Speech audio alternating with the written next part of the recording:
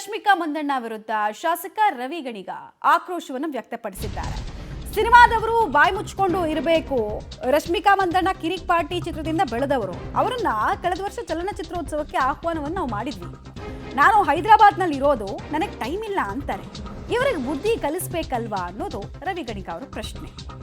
ಈ ಬಗ್ಗೆ ಸಿಎಂ ಮತ್ತು ಡಿಸಿಎಂಗೂ ಕೂಡ ನಾನು ಪತ್ರವನ್ನು ಬರೆದಿದ್ದೀನಿ. ಸಿನಿಮಾ ಸಬ್ಸಿಡಿಗಳನ್ನು ನಿಲ್ಲಿಸೋ ಬಗ್ಗೆ ಯೋಚನೆ ಮಾಡಬೇಕು ಅಂತ ವಿಧಾನಸೌಧದಲ್ಲಿ ಶಾಸಕ ಗಣಿಗ ರವಿಕುಮಾರ್ ಸ್ಟೇಟ್ಮೆಂಟ್ ಅನ್ನು ಕೊಟ್ಟಿದ್ದಾರೆ. ನಿನ್ನೆ ಕೂಡ ಅವ್ರು ಖಾರವಾಗೇ ಹೇಳಿದ್ರು, ಇವತ್ತು ಕೂಡ ಅದನ್ನು ಮುಂದುವರೆಸಿದ್ದಾರೆ. ನಿನ್ನೆ ಅವರೇ ಹೇಳಿದ್ದು, ರೇವಂತ್ ರೆಡ್ಡಿ ತರ ಯಾಕೆ ಮಾಡಬಾರ್ದು, ರೇವಂತ್ ರೆಡ್ಡಿ ಹೆಂಗ್ ಮಾಡಿದ್ದಾರೆ ಗೊತ್ತಿದೆಯಲ್ಲ ನಿಮಗೆ ತೆಲಂಗಾಣದಲ್ಲಿ ಅಂತೆಲ್ಲ ಹೇಳಿದ್ರು. ಇವತ್ತು ಕಂಟಿನ್ಯೂ ಮಾಡಿದ್ದಾರೆ ಸಿಟ್ನ.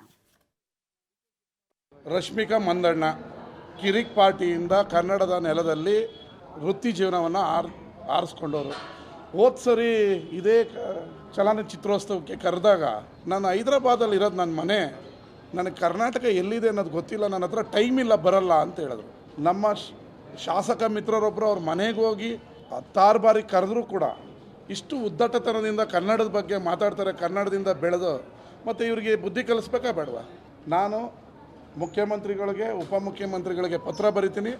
ಇವರು ಸಬ್ಸಿಡಿ ಏನು ಸಿನಿಮಾ ರಂಗಕ್ಕೆ ಕೊಡ್ತಾಯಿದ್ದೀವಿ, ಆ ಸಬ್ಸಿಡಿ ಅದನ್ನು ಪರಾಮರ್ಶಿಸಬೇಕು. ನರಸಿಂಹಲು ಆಂಧ್ರದಿಂದ ಬಂದಿರೋ ವ್ಯಕ್ತಿ ಡಿ ಕೆ ಶಿವಕುಮಾರ್ ಅವರು ರಾಜಕೀಯ ದರ್ಪದಿಂದ ಮಾತಾಡ್ತಾರೆ ಅಂತ ದುಡ್ಡಿನ ದುರಾಂಕಾರ.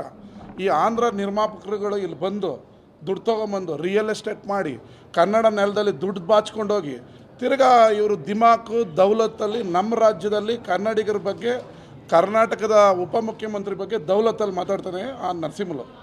ಅವನಿಗೆ ಇಲ್ಲಿ ಚಲನಚಿತ್ರ ವಾಣಿಜ್ಯ ಮಂಡಳಿ ಕೊಟ್ಟಿರೋದೇ ದೊಡ್ಡ ವಿಚಾರ. ಇವರೆಲ್ಲ ಪರಭಾಷೆಯಿಂದ ಬಂದು ಇಲ್ಲಿ 1-2 ಸಿನಿಮಾ ತೆಗೆದು ಈ ದುಡ್ಡನ್ನು ದೋಚ್ಕೊಂಡು ನಮ್ಮ ಬಗ್ಗೆನೇ ಮಾತಾಡ್ತಾರಲ್ಲ. ಮತ್ತು ಇವ್ರಿಗೆ ಬುದ್ಧಿ ಕಲಿಸ್ಬೇಕಾ ಬೇಡವಾ?